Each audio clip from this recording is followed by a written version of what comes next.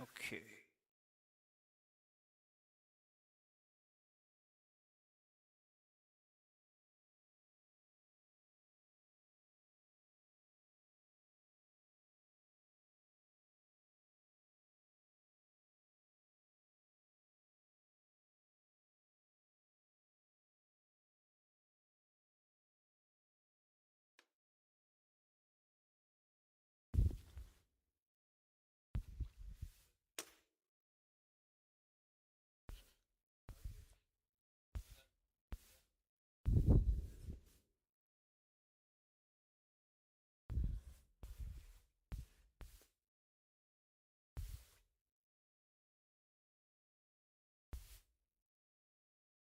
Bismillah, I think this should work.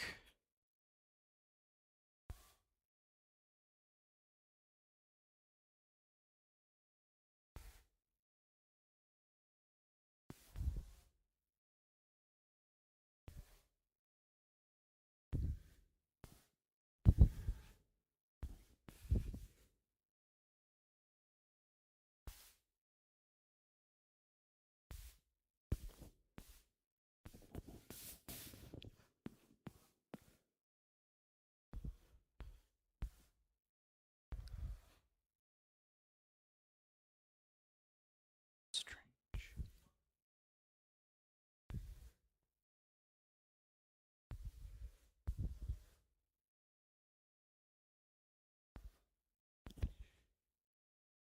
Assalamu alaikum. We're having some issues with the projector. Can somebody potentially help us with it?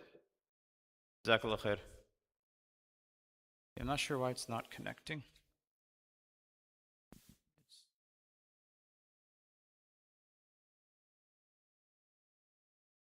Oh, hold on. Something's happening. Oh, okay. Alhamdulillah. Sounds good. Jazakallah khairan. Sometimes it's always the simplest solutions. Alhamdulillah. All right. Bismillah ar-Rahman ar-Rahim. Alhamdulillah. والصلاة والسلام على رسول الله وعلى آله وأصحابه أجمعين أما بعد السلام عليكم ورحمة الله وبركاته everyone Jazakallah khair for coming to another session of Let's Go Somewhere.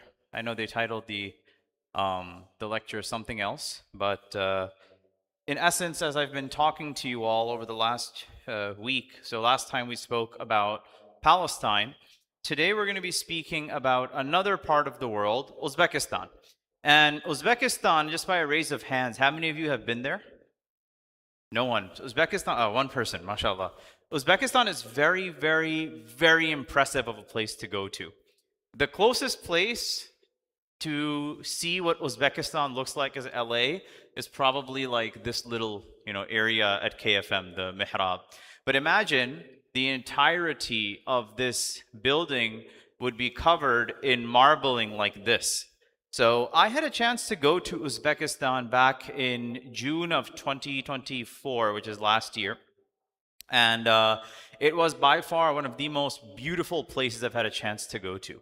And Uzbekistan is very, very important for the Muslim world, as we'll see in just a moment, because of the fact of where it is located and what it has been home to for many, many, many years. So this is a map of Uzbekistan to get you all actually situated. So there are many important cities that people should be aware of. Number one is the capital, which is Tashkent today. I landed here and we stayed here for some time. And then from there, we took a train down to Samarkand. And then from Samarkand, I had a chance to go to Bukhara. And I wanted to go to Khiva, which is basically in this area. Khiva is very important, is because of the fact that many aspects of mathematics, of science, of the social sciences actually came out of this small little city over there named Khiva. Now, there's another point to keep in mind. Now, you may be thinking to yourself, for example, that Uzbekistan is somewhere over here, but this is a map that I want to show you of the Russian Empire and the USSR, which for those of you that are aware of the Soviet Union, you can see how much of their influence went into Western Europe.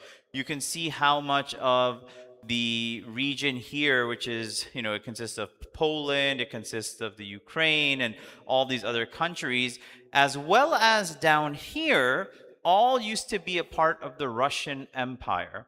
This is an important point to keep in mind because when colonization occurred, as I've spoken about in previous lectures, you have Spanish colonization that happened all throughout North America and South America. You have French colonization, which took over much of West Africa and Central Africa. You have British colonization, which took over a significant portion of the region starting from Egypt down to South Africa, and then going into parts of the Middle East, India, Australia, and whatnot.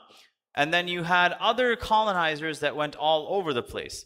Now, when we talk about it from the perspective of Muslims, many times because of the language barrier, we tend to not realize that there were many, many Muslims that were also living in this region, which consists of modern-day Kazakhstan, modern-day Turkmenistan, Uzbekistan, Kyrgyzstan, Tajikistan, and then also coming down to this region here.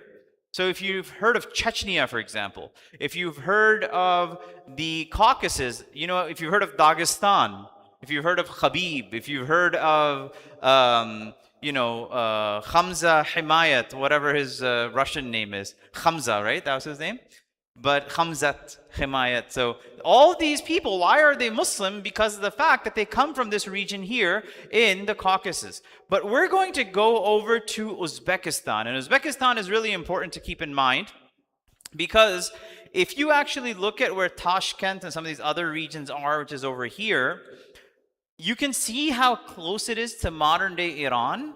But you can also see how close it is to modern-day Afghanistan, Pakistan, as well as India, where it is in comparison to China and whatnot. And then if you talk about the concept of, say, Turks, today we think Turkey is just, the Turks came from Turkey. That's actually not true. A lot of the original Turks came from these regions up here. So you have the Seljuk Empire, the Ottoman Empire. You have all these different Turkic empires, the Mamluks, the Seljuks, the Buyids. They had a relationship, or not the Buyids, they had a relationship to this region, and many Muslims from this region came downwards and ended up intermixing with the Muslim world. So it's really important to also keep another point in mind. The original Turkic people, you know what they were known as? Nomad soldiers that could keep your empire safe. That's what they were known as. Nomad soldiers who could keep your empire safe. Hence, later on, the Mughals, who descend from the Turks, also end up taking many different soldiers from, at that time period, the Ottoman Empire. You have the Persian empires, which also wanted Turkic soldiers from this region, Uzbekistan, Kazakhstan, and whatnot. And then also into the Arab world, when you talk about the Mamluks and whatnot, they also wanted Turkic soldiers. So these groups of people are very, very important as we move forward in our study of the Muslim world. But also look at this, the countries that are included here. This region, all of this, is a significantly Muslim majority population. That's what really important to keep in mind. Uzbekistan, Turkmenistan, and it's generally remained a practicing Muslim population until the arrival of the Russian Empire and basically the USSR actually, where a very harsh form of secularism wherein the public display of religious symbols was not allowed. So going on to the next part, I'm not here to talk about the modern world as much as I want to talk about basically what the Muslim world once upon a time looked like from this region. So from the year 1370 to 1507. Now, think about this for a second. 1370, what was going on in the Muslim world, in the rest of the Muslim world? Well, if you look at these regions, by the year 1370, you have the Andalusia and the different Spanish caliphates. They were reducing in size, but they still existed. You had all of North Africa in existence. You had the Seljuk Empire in existence. Now, at this time period, the Crusades were happening. The Crusades were a series of wars that were basically fought between the Byzantine Empire as well as some of the other smaller Christian empires with the Muslim empires. You may have heard the story of Salahuddin Ayyubi taking Jerusalem. These Crusades continued on up until, in essence, 1453.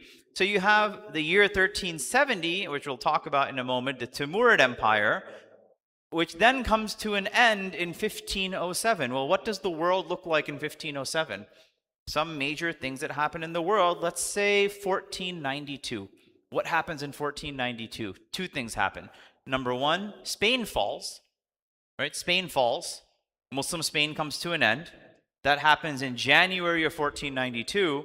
And then from the loot that is gathered from here, Christopher Columbus makes his voyage westward into what is now known as the Americas. And actually, he never arrived here. He was here. For those of you that had attended my my lecture back in July, Christopher Columbus never ever landed in the United States.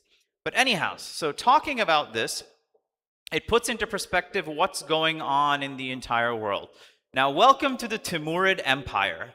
The Timurid Empire is very important because of the fact that you can see how much of the Muslim world was under a single empire. But it's not just about the landmass. The landmass is huge. Look at it. You have here in this region, Samarkand, and Bukhara, which were one of the original caliphate. It was over here of the Timurids. They expanded all throughout these regions. But look, once upon a time, what is considered modern-day Tashkent and Samarkand were part of the same empire that included Multan in Pakistan, Delhi in India, and then all of modern-day Iran, Afghanistan, where you have Herat as well. You go towards the west here, what is modern-day Basra and Baghdad, and Mosul, Iraq, was under the Timurid Empire. Tabriz, which is basically Azeri territory, all of modern-day Georgia, modern-day Azerbaijan, and Armenia, as well as the eastern portions of Turkey and cities in Syria, such as Aleppo, Turkey here, Sivas, Mardin. You have this whole region of people moving between these places. Why am I showing you this map? Because this is what the Timurid Empire looked like. Now, today I'm just going to have a very small portion of a slideshow with you all. Inshallah, next time we meet, we'll talk more about Uzbekistan. But Uzbekistan was, in essence, where many people, actually, let me ask you, how many of you come from South Asian heritage? You're Indian, you're Pakistani, you're Bangladeshi. How many of you? Okay, there you go. You're wearing a Turkish hat, though. The important point to keep in mind is that a lot of these Muslim empires, particularly the Mughals, they were not called the Mughals. They used to call themselves Awlad Timur. They used to say that we are the children of Timur, and they descended from these empires. So I wanted to show you some pictures from my trip to Uzbekistan, which began initially in Tashkent. But Bukhara is actually a beautiful, beautiful place that's very important to keep in mind. So in essence, the languages, so for example, the Urdu language is coming from a word known as Urdu, which meant an army. And that army did what? Well, if you remember what we were just talking about, that army from the Turks were wanted by everyone in the Muslim world. They were a hot commodity. So you get to a place like this and you see these amazing buildings, and we'll talk about that in a second, and you see a significant number of Muslims that are learning, that are engaging with the world, and it all started from a place like this in where? In Uzbekistan. But how did Islam arrive in Uzbekistan? I wanted to share a video with you all about the beginnings of Islam within Uzbekistan, because of the fact that many people don't know where and how that happened. So I'm going to play a video for you all. It's of me when I was there, and it's a video that I published about a certain companion by the name of Qutham ibn Abbas. Qutham ibn Abbas was the son of Abbas radiallahu anh. He was the cousin of the Prophet sallallahu alaihi wasallam, and under the Umayyads, he came to Uzbekistan. So I want you all to just watch this video. It's very short, and I want you to look at who the person is behind me and learn about how basically the first set of Muslims arrived in Uzbekistan. We're here in Samarkand in the Shah-e-Zinda complex. Shah-e-Zinda, which literally means the alive king, is in reference to the man that is buried behind me, which is Qutham ibn Abbas radiallahu anhu, the first cousin of the Messenger sallallahu alaihi wasallam, who was the Amir of Mecca during the time of Ali radiallahu anhu. And then under the Umayyads, he ended up becoming the Sahabi that was sent to Central Asia. So he was the first person sent here to Samarkand to spread Islam. For those of you that are familiar with history, Samarkand is a huge Islamic flag post for Muslims all throughout the world, specifically talking about the Central Asian tradition. The first person to bring it was this man right here, this Sahabi, radiallahu anhu. So as we stand here and we imagine how the companions left and they came to lands like this, and the amount of books of fiqh that have been written came from the barakah of just one man. You should never doubt the ability of what one person with one idea can do for the entirety of the world. So you pray that Allah subhanahu wa ta'ala allows us to become of those people who can act like Utham radiallahu anhu. So this Sahabi, Qutham, radiallahu an, who is a cousin of the Prophet sallallahu alaihi wasallam, goes on and he engages in expanding the frontiers of Islam all through what he's been commanded to do by the leaders in power at that time period. You see, this is actually what I wanted to talk about. The beauty of this, when we think about it, how beautiful a structure like this may look, it doesn't come about just randomly. Right? It doesn't just come about randomly. And by the way, I do want to give a caveat. A lot of what you're looking at was rebuilt after the Russians destroyed much of it. So you're looking at a lot of, what's the word I'm looking for? Restored artwork here. But the aspect of Uzbekistan to also keep in mind is from very shortly after the Prophet sallallahu alaihi wasallam until the 1800s or the 1900s, Uzbekistan was a bedrock of aqidah, of learning how to believe in Allah subhanahu wa ta'ala. Number two, it was a bedrock related to how does one learn Islamic law? So for the Hanafi school of thought.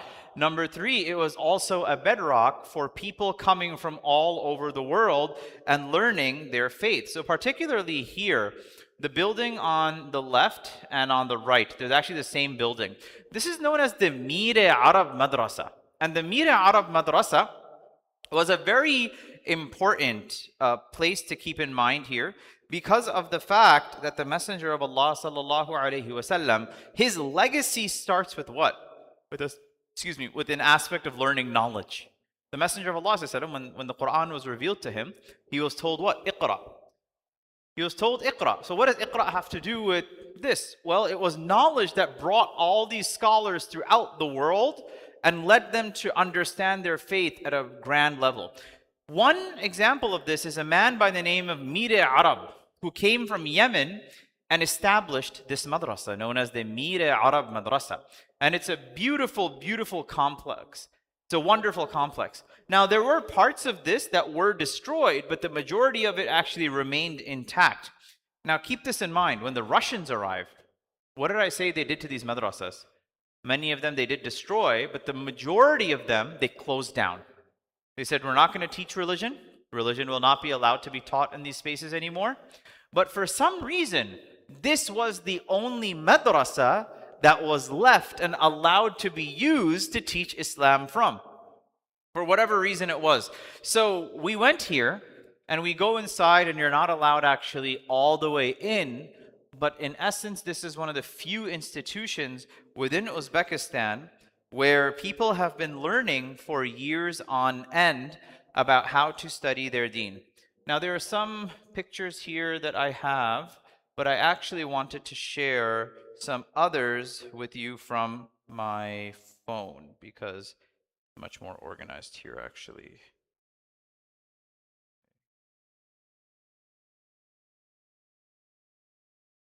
So I wanted to share some videos with you. For example, one of these, this is the, if this plays, this is Bibi Khanum complex.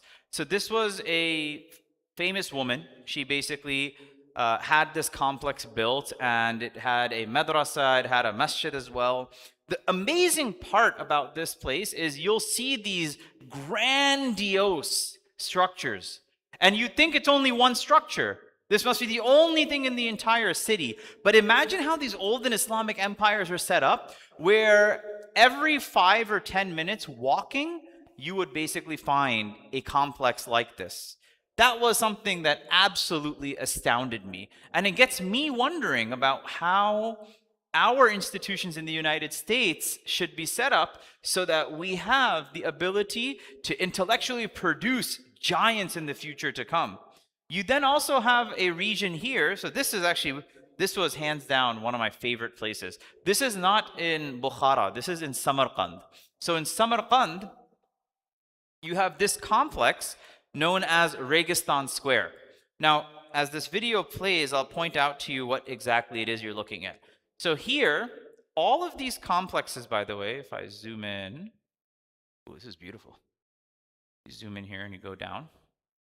All of these complexes are very, very similar.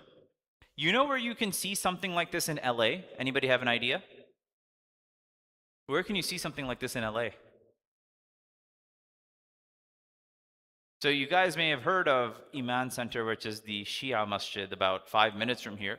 They actually built their masjid looking like this. Now you have two aspects to this. Number one, you have the Iwan, which is this structure, the way it's set up. And then number two, you have these pillars that are set up there. So you'll later see that under the Timurid Empire, which Iran and Afghanistan were under, were Sunni, by the time the 1500s came around, Iran became a Shia country, basically, an empire.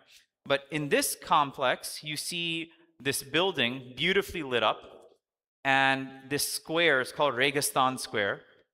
You have this madrasa that's here. So you have a madrasa and a giant madrasa. By the way, this is one of the madaris which was shut down during the Russians, and it stayed shut down.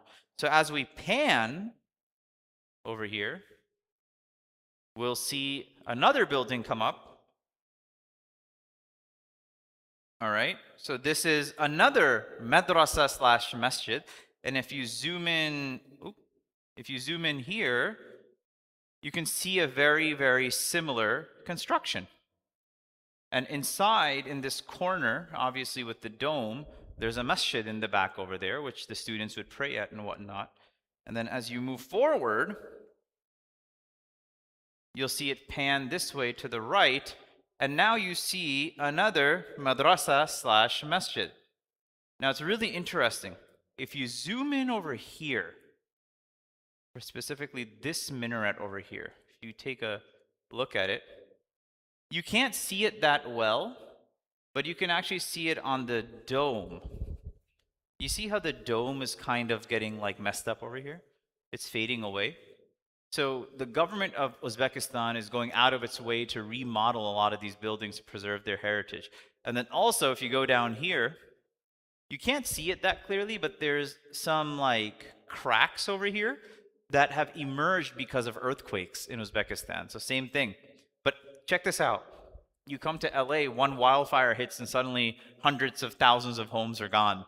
These buildings are going through fire, wind, earthquake, name it, they're just still standing 500 years later. The Registan Square is the heart of Samarkand, and this beautiful complex exists therein. And this is a full view of it. I actually had a chance to go inside. I believe the picture is here. Actually, I didn't put the picture here. I'll show the picture in just a second. Where I went into one of these regions, and I go inside, and there's a masjid. And actually, Let me see if I can pull up the masjid here. Because the masjid was, it was actually very sad to see, because when you're looking at this masjid, you're thinking to yourself, it's like, wow, it's like, I wish we could still pray here. But when I went inside, I decided, you know what? I don't know when the last time was that these walls heard Quran. So I decided to recite some Quran while I was there, and it was just very, very insightful. Okay, here we go. This is actually one of the parts that I wanted to share with you all. So this was, no, not that. Not that, not that. This was the inside of one of the masajid. Look how beautiful it is. And you can see the calligraphy. What does it say? Subhanallah wa bihamdihi. And then Subhanal wa bihamdihi. You can see all these different du'as that are mentioned therein, and just the different aspects of beauty that are present in this place. So when I went in, I decided to recite some Quran and allow this beautiful place to hear some Quran, to hear the word of Allah subhanahu wa ta'ala. But you know what was really sad? This region, even though, and I specifically wanted to get this picture and not something else, because what's now existing here is, guess what? It's just a store. It's a store. There's nothing else there. People are just selling things, and that's what it comes out to be. And then there's one more thing I wanted to show you all from here. There's actually a lot to get through on this, but I just wanted to share a few aspects of it.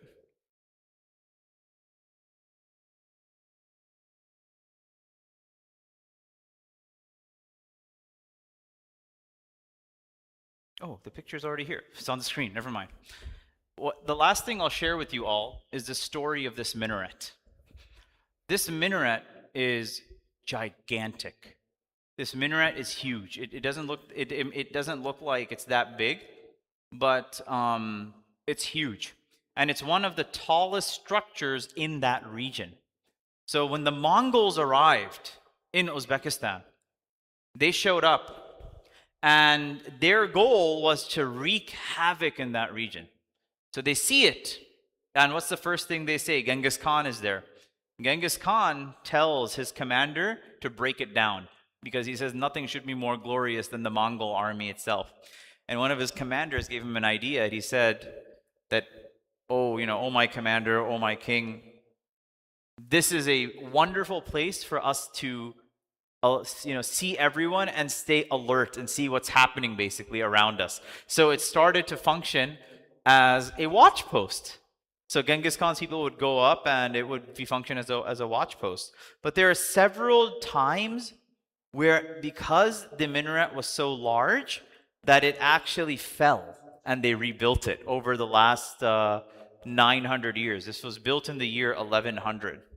So there's many different aspects of Uzbekistan which we can get into. I wanted to just spend today's session giving you a background of why this region is so important, to place it into conversation with what is happening all throughout the rest of the world in these time periods, and also consider why is it that perhaps me and you don't hear so much about Muslims in Russia or in Uzbekistan, because there is also a language barrier. There was actually one more thing I wanted to mention. As I mentioned, who colonized Uzbekistan? Who was it? I mentioned it. Who colonized Uzbekistan? The Russians, right? So because they colonized them, many of the people spoke Russian. So when I went, there were a lot of young people that I'm speaking to, and they're speaking in English. So they said that Russian influence in the region is starting to basically go away, and English is becoming much more common. So I actually speak Turkish. So when I went there, I was able to speak to them, but at the same time, they were not able to speak to me, but I understood what they were saying, because Turkish and Uzbek are derivative languages. So this was just like a small introduction to it. I didn't want to spend the next session doing all this background, because when you understand the place of Uzbekistan within, number one, the Turkic Islamic empires, and then number two, in the spread of Islam's into South Asia and as well into Iran, into Persia, the Turks had a lot to do with that. Actually, in Delhi, the Mughal Empire, we will have heard of them. The Mughals never called themselves the Mughals. They called themselves the children of Timur. And they were very proud of the fact that they came from this empire. So, inshallah, next week we'll get into speaking about two cities. We'll talk about Bukhara and we'll talk about Samarkand and their importance within the various Islamic empires. So for now, if anybody has any questions, then you're more than welcome to ask. Subhanallah, when I went to, any of you been to Cambridge, England before? So in Cambridge, England, there's a masjid, the Cambridge Islamic Center. They actually took this design and they designed their masjid, a portion of it like this. So they took a portion of design from Central Asia, a portion of design from West Africa, as well as the Arab world, and then refashioned it to create a masjid that looks like it belongs in Cambridge, England. It's very interesting. So that's what I have for you all today. And inshallah, next week, we'll get into the crux of it, inshallah. So unless somebody has any questions or comments, then inshallah, we can end off. Yes?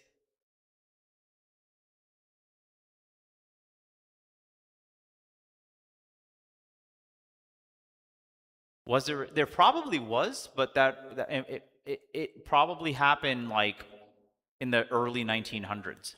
And that retaliation, it's not just here, by the way. If you go to, well, this map doesn't really do a good job, but we'll zoom in over here.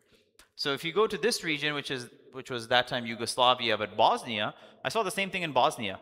I saw like a Turkish-style masjid, where the the steps to the mihrab and whatnot are like in that corner, or the mihrab's here, and the mimbar is in the corner.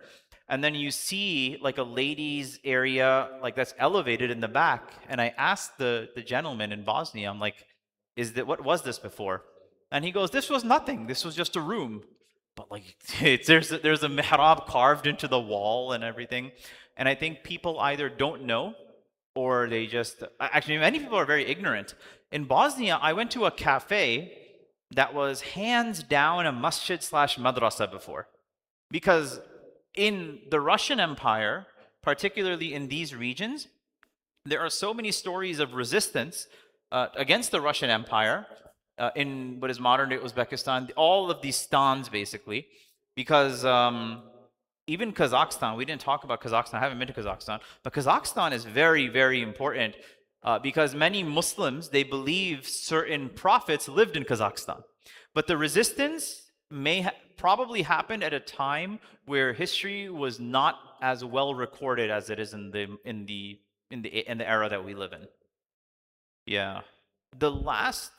It's actually really strange. The last ruler of Uzbekistan, he tried to push back against the Russians, but the Russians were able to outmaneuver him. It was a very similar form of colonization there that it was in India, where you have these nobles that are working hand in hand, like local nobles that are working hand in hand with colonial empires, thinking that we're just doing business, but in essence, their country's getting bought out.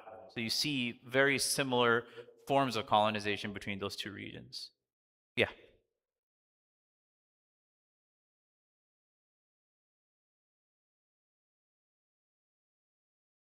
I mean, the Russian Empire was much later. So if you look at this, the Russian Empire was in the 1500s. Genghis Khan was in the 11 and 1200s. Yeah, it was much before. But when Genghis Khan came, actually, it's a good point you mentioned that. The Mongol invasion started because of the fact that a Mongol delegation was sent to Uzbekistan, to Khiva, which is over here, which was one of the capitals of the Turkic empires. I don't know what exactly happened, but I guess bad words were exchanged. And universal rule, if an emissary or a messenger comes to you, do you kill the messenger? You don't. That's an act of war. The Khiva Caliphate killed the messenger, the Mongol messenger. That's actually what led to the Mongol invasion, which took over this entire region up into basically Turkey and the borders of Eastern Europe. It's a really interesting point. Yeah. Yes. Yeah, yeah.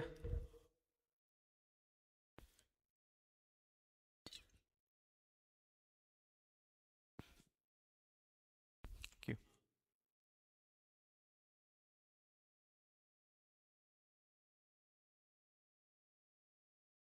No, the Janissaries were much later as well. So these are the people known as the steppe people, Steppe.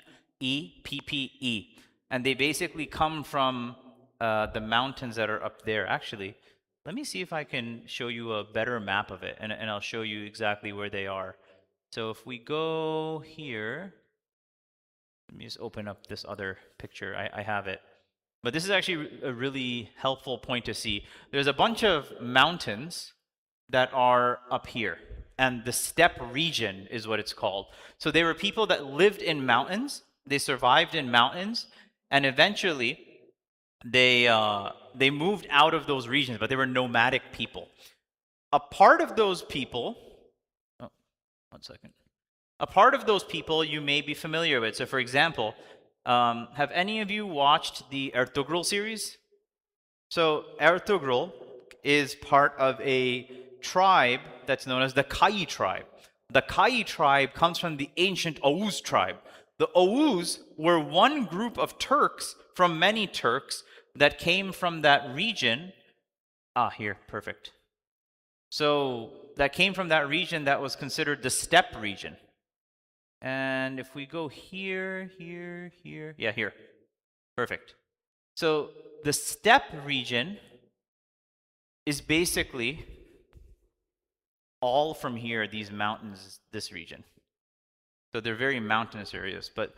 And this is also important to keep in mind. The hat you're wearing is Turkish. The people that came from there were Turkic. Turkish is a national identity because it's really interesting. Most people that live in Turkey in this region, they don't majorly come from here. Many of them come from here and from here and from here. But now, when Turkish identity was created, the Ottoman Empire was ending. Turkish national identity stressed that we don't care whether you're Circassian, you're Arab, you're Kurdish, you're Persian, you're Azeri. Everyone is Turkish now. So it's the actual Turkic people, real Turks, come from that region. Yeah. Yes.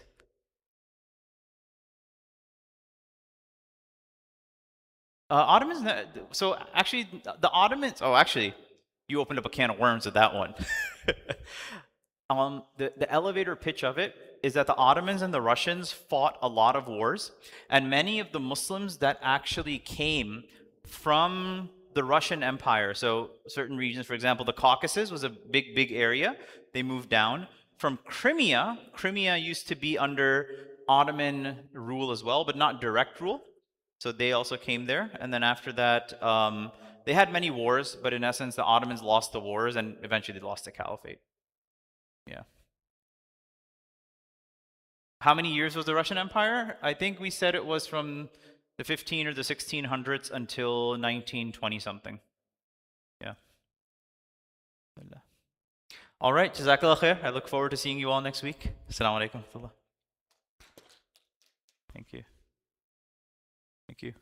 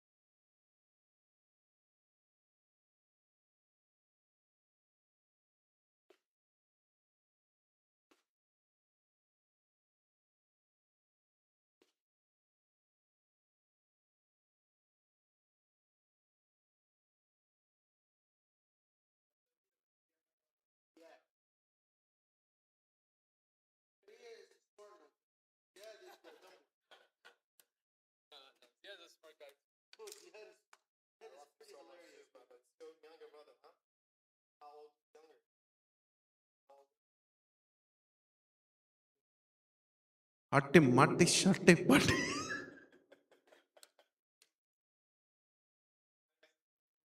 Bubble boy.